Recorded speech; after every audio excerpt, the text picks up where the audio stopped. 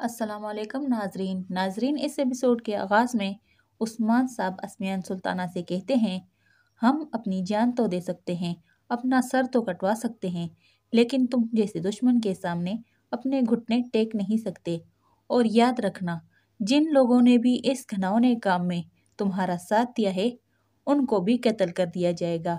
جواباً اسمیان سلطانہ کہتی ہے، تم بھی ایک بات ذہن میں رکھنا، اگر تم نے کسی کو بھی یہاں پر بھیجا یا کوئی بھی مزاحمت کی تو شیخ ادابالی اور بالا خاتون کو اسی وقت قتل کر دیا جائے گا۔ تمہاری جانب سے کوئی بھی شخص مارا جگ کے لے کے دروازے کے قریب نہیں آنا چاہیے۔ اور ہاں، میں تمہیں کل رات تک کا وقت دیتی ہوں، کل رات تک تم فیصلہ کر لو کہ تم سلطان مسعود کے بدلے میں شیخ ادابالی اور بالا خاتون کو واپس لینا چاہتے ہو یا نہیں۔ اگر نہیں تو پھر تمہارے لیے بہتر ہوگا کہ تم 2 قبریں کھود لو، ایک شیخ ادابالی کے لیے اور دوسری بالا خاتون کے لیے۔ عثمان صاحب کہتے ہیں کہ اس کا فیصلہ میرا رب یعنی میرا خدا کرے گا۔ اس کے بعد عثمان صاحب اور ان کے سپاہی وہاں سے روانہ ہو جاتے ہیں۔ دوسری جانب جنگل کا منظر دکھایا جاتا ہے، جہاں پر اولوف اپنے ساتھی سے کہہ رہا تھا، آج رات ہم حملہ کریں گے، لہٰذا تیاریاں مکمل کر دی جائے۔ اسی دوران فریق آ جاتی ہے۔ فریق اولوف کے قریب آ کر دیکھتی ہے کہ اولوف نے صلیبی نشان پہنا ہوتا ہے۔ فریق اولوف سے پوچھتی ہے، آخر یہ کیا معاملہ ہے؟ اولوف فریق کو بتاتا ہے کہ میں نے اوڈین کے مذہب کو چھوڑ کر عیسائیت کے مذہب کو اپنا لیا ہے، اب سے میرا مذہب عیسائیت ہے۔ یہ سن کر فریق اولوف کے منہ پر 2 زوردار تھپڑ مارتی ہے اور کہتی ہے، آخر تم یہ کیسا کر سکتے ہو؟ تم اوڈین کو دھوکہ کیسے دے سکتے ہو؟ جواباً اولوف کہتا ہے، کیسا اوڈین اور کہاں کا اوڈین؟ مجھے ایک مشکل کے بعد دوسری مشکل پیش آ رہی ہے۔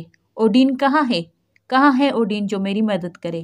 جبکہ عیسائیت نے اسی دوران مجھے اتنی طاقت دی ہے کہ اب عیسائیوں کی ساری فوج میرے ماتحت ہے، میں جب چاہوں جہاں چاہوں فوج کو استعمال کر سکتا ہوں۔ فریق اولوف کو سمجھا رہی ہوتی ہے کہ تم نے بہت ہی غلط کیا ہے، وہ کالی روحیں جو تمہیں طاقت دیتی تھی، تمہاری جگہ لڑتی تھی، اب وہ تمہارا ساتھ نہیں دے گی۔ اولوف فریق کو سمجھاتا ہے کہ کون سی کالی روحیں، کہاں کی کالی روحیں؟ میں نے جتنے بھی محاذ لڑے ہیں اپنے بل بوتے پر لڑے ہیں، میں نے تو کہیں پر نہیں دیکھا کہ میری جگہ کوئی روح لڑ رہی ہے۔ کچھ جنگیں میں جیتا ہوں اور کچھ جنگیں میں ہار چکا ہوں، لیکن اپنی وجہ سے، نہ کہ کسی روح کی وجہ سے۔ میں تمہیں بھی مشورہ دوں گا کہ تم بھی عیسائیت کو اپناؤ، کیونکہ اس وقت سب سے بڑی فوج عیسائیوں کے پاس ہے، عیسائیوں کے پاس سب سے بڑی طاقت ہے۔ فریق کہتی ہے، تم مجھے صاف صاف بتاؤ، ہم اس وقت یہاں پر کیا کر رہے ہیں؟ اولوف جواباً کہتا ہے، عیسائیت اپنا کر ہم تمام تر سرزمینیں حاصل کرتے جائیں گے اور بالآخر ہمارے پاس ایک ایسی سرزمین ہوگی جہاں پر میں اور تم ایک ساتھ رہیں گے۔ فریق اولوف سے کہتی ہے، میں اور تم کبھی بھی ایک ساتھ نہیں رہ سکتے، اب میں تمہارا ساتھ تو دے سکتی ہوں لیکن تم سے محبت نہیں کر سکتی، کیونکہ میں اوڈین سے تعلق رکھتی ہوں اور تم عیسائیت سے۔ اور ہاں، مارا جگ قلعے میں اسمیان سلطانہ موجود ہے اور اس نے تمہیں بلایا ہے، کیونکہ وہاں پر بالا خاتون اور شیخ ادابالی پہلے سے ہی موجود ہے اور اسمیان سلطانہ نے ایک منصوبہ بنایا ہے اور جلد ہی عثمان صاحب کو بھی قتل کر دیا جائے گا۔ اولوف فریق سے کہتا ہے، تم نے تو مجھے بہت اچھی خبر سنائی ہے۔ دوسری جانب علاؤدین کے کمرے کا منظر دکھایا جاتا ہے، جہاں پر علاؤدین قرآن پاک کی تلاوت کر رہے ہوتے ہیں۔ قرآن پاک کی تلاوت کرنے کے بعد وہ ادب سے قرآن پاک رکھتے ہیں اور پھر حلیمہ کے پاس آتے ہیں اور اللہ پاک سے دعا کرنے لگتا ہے کہ یا اللہ تو غریبوں کا مددگار ہے، یا اللہ تو پریشان حال دل کا مددگار ہے، یا اللہ ہمیں اس پریشانی سے نکال دے، میری والدہ اور میرے نانا شیخ ادابالی کی حفاظت فرما۔ حلیمہ چھوٹی بچی جو جھولے میں رو رہی تھی، علاؤدین اللہ تعالیٰ سے مدد مانگ رہے تھے اور کہہ رہے تھے، یا اللہ اس چھوٹی بچی کے آنسوؤں کا واسطہ اس کی والدہ اور اس کے نانا کو جلد اس کے پاس پہنچا، یا اللہ تو غریبوں کا مددگار ہے، یا اللہ تو غفور و رحیم ہے، تو ہی حاکم ہے اور ہم تجھی سے مانگتے ہیں، तू ही हमारी मदद फरमा। दूसरी जानिब जिंदान का मंजर दिखाया जाता है, जहाँ पर सल्जूकी सिपाही बाला खातून को धक्के देकर जिंदान में डाल रहे होते हैं और शेख अदाबाली अपनी आंखों से ये मंजर देख रहे होते हैं। बाला खातून की नज़र जब शेख अदाबाली पर पड़ती है तो वो आगे बढ़ने की कोशिश करती है, लेकिन सल्जूकी सिपाही अपनी तलवारें बाला खातून के गर्दन पर रख देते हैं और उसे रोक लेते हैं, लेकिन बाला खातून उन्हें धक्के देकर अपने वालिद शेख अदाबाली के पास आ जाती है। शेख अदाबाली बाला को देखकर बहुत ही परेशान हो जाते हैं और कहते हैं, मेरी बेटी तुम यहाँ पर कैसे आई? लेकिन सल्जूकी सिपाही बाला खातून को घसीट कर शेख अदाबाली से अलग कर देते हैं और उसकी गर्दन पर अपनी तलवार रख देते हैं। फिर शेख अदाबाली के सामने वाले जिंदान में ही बाला खातून को कैद कर दिया जाता है। शेख अदाबाली कहते हैं, मेरी बेटी तुम यहाँ पर कैसे आई और क्यों आई? बाला खातून कहती है, मुझे एक खत मौसूल हुआ था जिसमें लिखा था कि ये लोग आपको कत्ल कर देंगे अगर मैं यहाँ पर ना आई, तो फिर आप ही मुझे बताएं क्या मैं यहाँ पर ना आती? शेख अदाबाली कहते हैं, मेरी प्यारी बेटी शहादत ही तो वो रुतबा है जिसके लिए हम दुआएं मांगते हैं, और अगर मेरे किस्मत में मौत थी तो मुझे शहादत मिल जाती। हाँ, अगर मेरे रब ने मेरी जिंदगी रखी थी तो कोई भी मुझे मार नहीं सकता। तुम्हें यहाँ पर नहीं आना चाहिए था।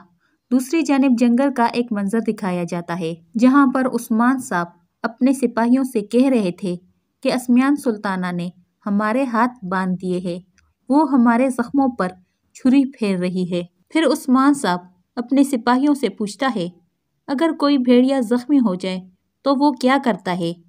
भाई सुंगूर उन्हें बताते हैं, अगर कोई भेड़िया जख्मी हो जाता है तो वो हर चीज़ तबाह कर देता है। उस्मान साहब कहते हैं, हम ऐसा ही करेंगे। अगर उस्मान सुल्ताना समझती है कि उसके इस हरकत से हम रुक जाएंगे तो वो गलत समझ रही है, हम कभी नहीं रुकेंगे।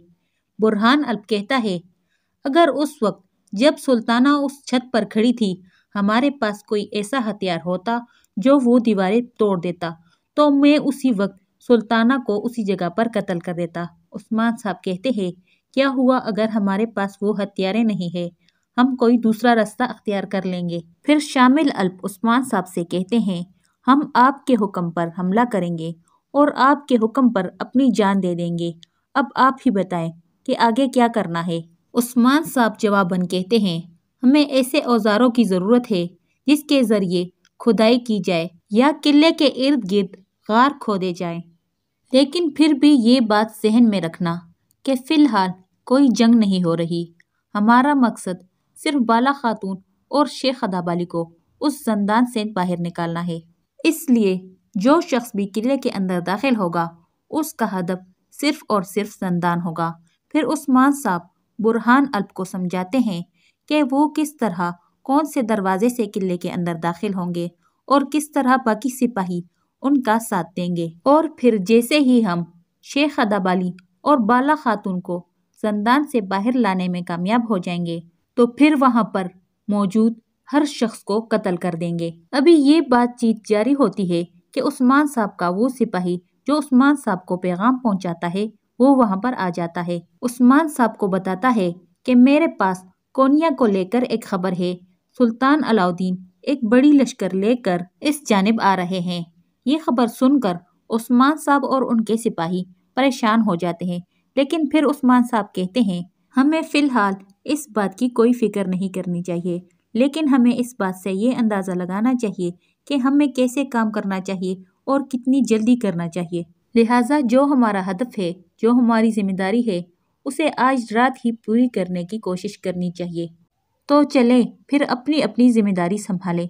इसी जगह पर इस एपिसोड की एंड हो जाती है। आप लोगों से गुजारिश है कि हमारे चैनल को सब्सक्राइब करें और वीडियो को लाइक करें। शुक्रिया।